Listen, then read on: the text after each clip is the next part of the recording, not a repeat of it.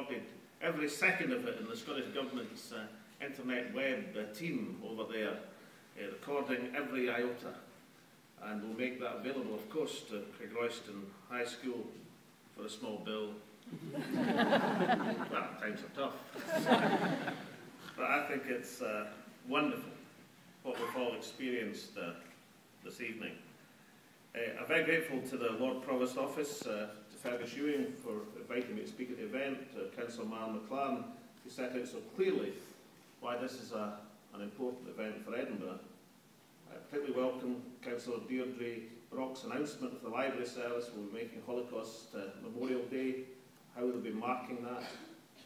This, however, is an important event not just for our capital city of Edinburgh, but for our whole nation of Scotland. So I'd like to thank Victor Spence of the Edinburgh Interfaith Association, together with Carly Whiteborn from the Holocaust Memorial Day Trust, Ros Sandhu from the Holocaust Educational Trust, and all of their colleagues who have contributed to this event, particularly to Carly and Ros for travelling up from London this evening. But above all, ladies and gentlemen, I'd like to thank the pupils of Craigroyston Community High School. This has been an extraordinary evening. My congratulations go to them, to the school's head teacher, Margaret Russell, and all of her colleagues. And I'd like to recognise and was particularly moved by the active participation of pupils from this school, but also from All Saints Roman Catholic Secondary School in Glasgow. Ladies and gentlemen, why do we remember the Holocaust? The question is best answered in the words of the late Ernest Levy, which were read out earlier by Mike Wade. We are trying to tell the world so this cannot happen again. And we have learned a lot, though many have still not learned from the past. We are trying to tell the world so this cannot happen again, and we have learned a lot, although many have still not learned from the past. When Mike told us that Ernest Levy loved the great Hungarian football team of the 1950s, if I remember correctly, they were called in Glasgow the Magical Magyars. I suppose when we think about it, ladies and gentlemen, Ernest Levy was a magical Magyar. In my view, in our view, we need to keep telling the world about the Holocaust until the world learns the lesson. 6 million Jewish people died at the hands of the Nazis. We remember them today, and indeed the millions of Gentiles who died with them. We also remember the genocides in Rwanda, in Bosnia, in Cambodia, and Darfur. But the origin, scale, and systematic nature of the Jewish Holocaust deserves the particular recognition we give it. The stigmatization of the Jewish people did not come from a historical void. It didn't begin with the rise of Adolf Hitler. For many centuries in Europe, Jewish people were in the minds of primitive Europe Christ killers who should be put to death by fire and sword. They were marginalized, persecuted, they were called names. Martin Luther, one of the great figures of European history, a man who is very well treated by history, of course, was venomous in his attacks on the Jews. Martin Luther used language like, quote, poisonous bitter worms to describe Jews. It is that language and attitude that led hundreds of years later to the Nazi factories of death. Language is hugely important. We heard a few minutes ago how the state radio in Rwanda used the word cockroaches to describe the ethnic Tutsis in the early 1990s. Within days, millions of Tutsis lay dead in the street, hacked to pieces by their neighbours. So let's be mindful of language. Poisonous worms, cockroaches, Jew boy, packy, poof, spaz. It says sticks and stones can break your bones, but names can never harm you. But names, of course, lead to sticks and stones, and they do break bones, just as the burning of books leads to the burning of Jews. It was wonderful to hear the testimony of Rabbi Sutendorf. He describes as a child how he escaped the Holocaust sheltered by a German couple. The work he does now with young people encouraging mutual respect is admirable. The Rabbi is closely involved in initiatives that promote education and social justice. He's involved with groups that encourage dialogue, for example, between Islam and the West. All this is so important in preventing conflict and persecution, because the roots of intolerance, like inequality and ignorance that feed hatred, must be tackled. Words, again, are important, Because just as hate language leads to hate crime, so dialogue leads to understanding. I know that the rabbi's father was closely involved in re-establishing these Jewish communities in his native Holland, which were so nearly destroyed totally in the Second World War. And we are immensely proud of our own long-standing Jewish communities here in Scotland. They have always been and always will remain part of this country's rich tapestry, part of the tartan that makes up Scotland. Indeed, the man who for many years was the foremost authority in Scottish literature and culture, the late Professor David Dykes of Edinburgh, was the son of a Lithuanian-born rabbi. Dykes wrote of his dual sense of identity.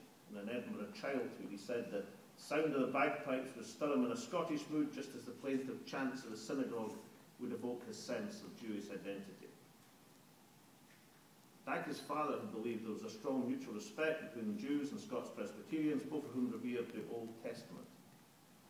He also noted that Scotland was one of the few countries in medieval Europe which never had a state law persecuting Jewish people. It was also from Dykes that I first learned that the Declaration of Arbroath notes that God makes no distinction between Jew and Greek, Scotsman or Englishman. Quite advanced thinking for 1320. So it's important today that we make no distinction with people on the grounds of their religion or culture. When the rabbi told us of the importance of compassion, I was thinking that the word compassion, of course, is emblazoned on the mace of the Scots Parliament, along with the words integrity and justice. Does that always mean that the Scots Parliament acts in a compassionate way or a just way or always follows the path of integrity? No, it doesn't. But that doesn't make it unimportant to aspire to these qualities. Indeed, it makes all the more important to aspire to these qualities. Does the fact that Scotland through history has never had any anti-Semitic legislation means that there are no acts of discrimination in Scotland today? No, it doesn't. Of course it doesn't. But it means that we should aspire to see our self-image as a nation which doesn't tolerate bigotry or discrimination. So that's why I'm so glad that events for Holocaust Memorial Day take place across the nations. Activities in Scotland have been increasing since the first national event was held here in Edinburgh back in 2003. Last year, 35 events, I'm told, were held from the Orkney Islands to South Ayrshire, from Inverness to St Andrews. This year, 61 events have been confirmed, and more are being organised. And with the support of people like yourselves, the impact of Holocaust Memorial Day can only continue to grow. Now, one of the themes of our remembrance is the untold stories approach. It's easy to talk about numbers, murdered and persecuted during the Holocaust and these subsequent genocides. It's less easy to appreciate what these numbers mean. They were individuals, mothers, fathers, children, a friend, a colleague, a neighbour, people who loved and cared and who were loved and cared about in return. There are millions, countless millions of stories we'll never know, but we can still honour the memory of those affected by genocide by playing a part in these untold stories. We can listen and learn, and we can tell others the stories we hear. The stories we were told this evening of what happens to gypsy travellers in Rwanda were moving to hear and necessary to hear. They're not always easy to hear. But regardless of that, we mustn't shy away from these stories. We must learn from the past and the present so that things can be changed for the better. And just as the millions of victims are not a statistic, but individuals, so too are the hundreds of thousands of perpetrators. You see, the perpetrators were also fathers and brothers, mothers, sisters. And one of the many lessons we learn from confronting the horrors of Holocaust is understanding that mobs and movements were made up of individuals. And we learn that each and every one of us as individuals has a choice. It's a choice we exercise every single day in what we choose to be part of and how we choose to behave. So let us leave here this evening, resolved certainly to honour the memories of those who were victims of the Holocaust, do what we can to relieve Suffering International, to play a full part in tackling discrimination in our own country, in our own communities. In the book of Revelation, St. John the Divine witnessed the emergence of a new heaven and a new earth. In my religion, the accent is not to wait to the emergence of the new heaven, but the task is for all of us to create the new earth. Thank you very much.